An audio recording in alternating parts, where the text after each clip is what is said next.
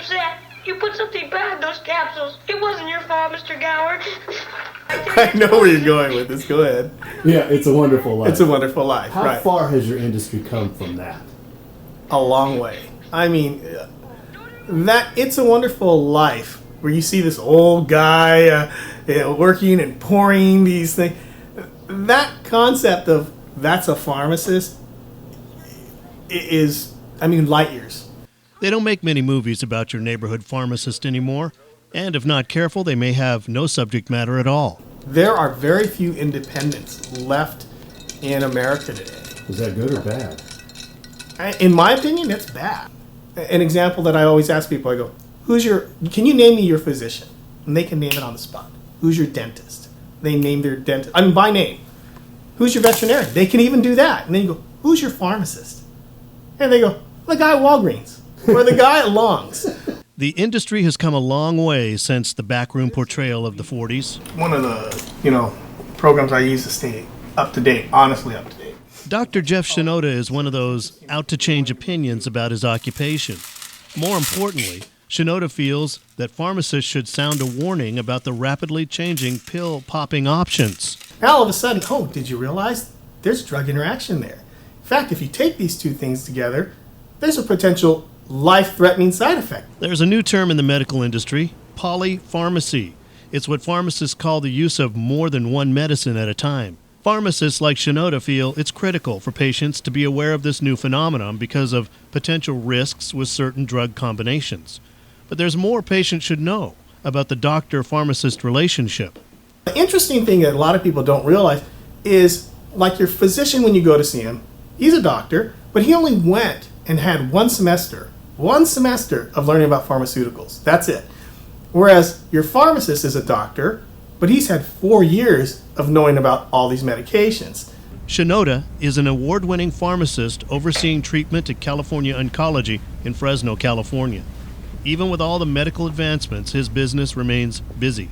And Shinoda feels with our current large aging population, pharmacy is a career of the future. Good morning. Well, again, 2009 business outlook, you've got salaries to increase, pharmacists desperately needed, Medicaid, Medi-Cal, reimbursement saga continues, more pharmacies opening.